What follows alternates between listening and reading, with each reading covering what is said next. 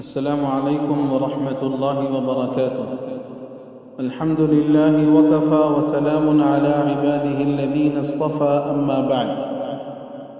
محترم ناظرین، قابل احترام سامعین، بہت لمبے عرصے سے ایک سوال عوام الناس کی طرف سے یہ پوچھا جا رہا تھا کہ ارطغرل ڈرامہ دیکھنا شرعاً جائز ہے یا ناجائز ہے؟ چونکہ اس سلسلے میں اب تک علماء کرام کے اور دینی جامعات کے فتاوی منظر عام پر آ چکے ہیں، انہی کی روشنی میں اس سوال کا جواب آپ کی خدمت میں پیش کیا جا رہا ہے۔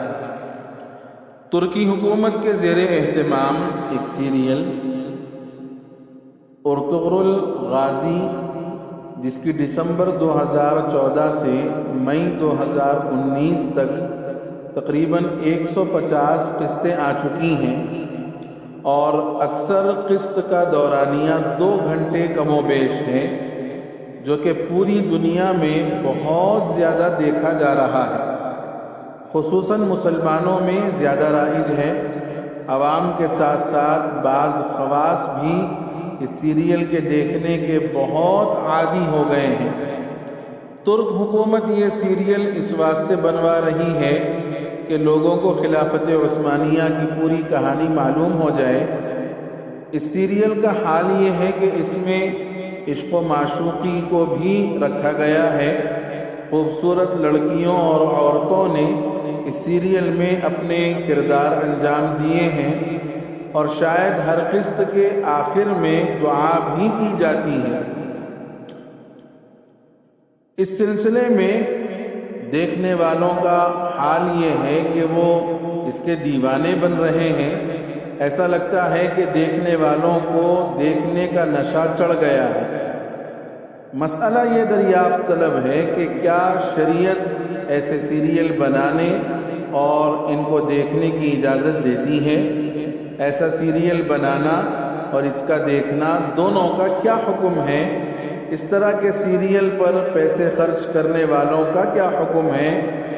اور یہ سیریل چونکہ بہت زیادہ عام ہو رہا ہے، اس لیے اس کی جو تحقیق ہوئی اور اس کے جو جوابات اور فتاوی آئے ہیں، اس کا خلاصہ آپ کی خدمت میں پیش کر رہا ہوں۔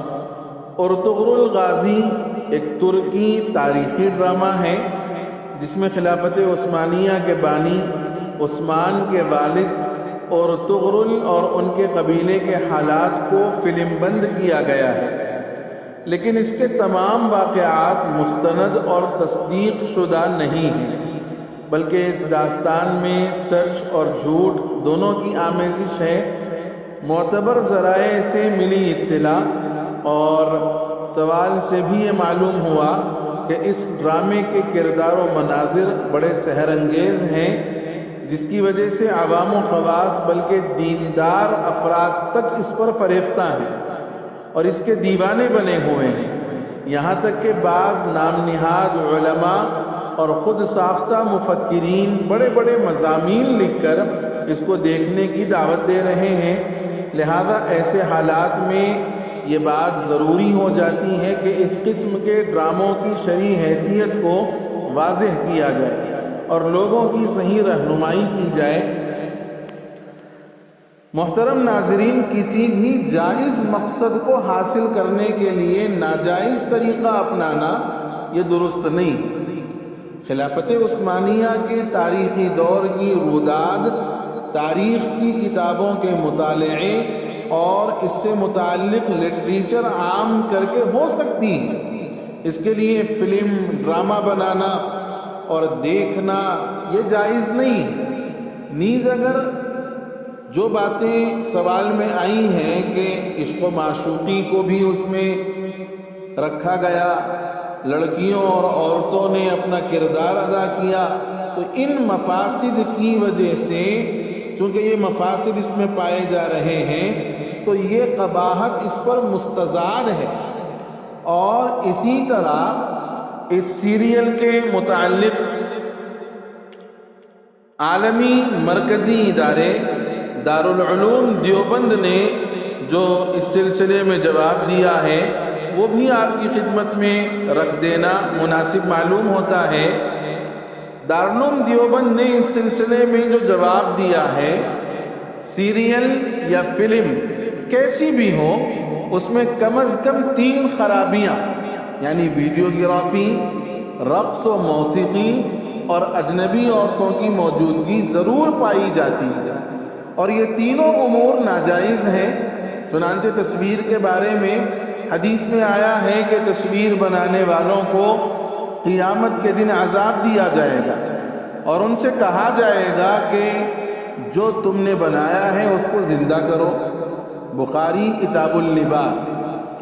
اور میوزک اور موسیقی کے بارے میں آپ صلی اللہ علیہ وسلم فرماتے ہیں کہ اللہ نے مجھے تمام جہانوں کے لیے رحمت بنا کر بھیجا اور لہو و لعب اور گانے بجانے کے آلات کو ختم کرنے کا حکم دیا، اور بے پردہ اجنبی عورتوں کی موجودگی میں جو قباحت ہے وہ محتاج بیان نہیں ہے۔ پھر وہ فلمیں جن میں سلاطین اسلام کی تاریخ بیان کی جاتی ہے، ان میں ایک مزید خرابی یہ ہے کہ لوگ ایسی فلمیں دیکھنے کو گناہ ہی نہیں سمجھتے یا ہلکا سمجھتے ہیں، اور گناہ کو ہلکا سمجھنا یا گناہ ہی نہ سمجھنا زیادہ خطرناک گناہ ہے۔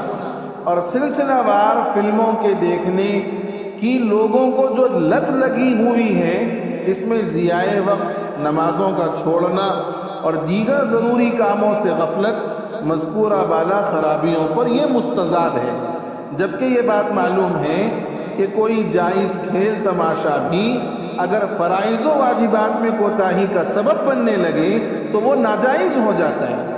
اسی طرح کی تاریخی فلموں میں ایک خرابی یہ ہوتی ہے کہ بہت سارے واقعات محض فرضی یا مبالغہ آمیزی پر مبنی ہوتے ہیں، جن میں کذب و افتراء اور غیبت تک کی نوبت آ جاتی ہے۔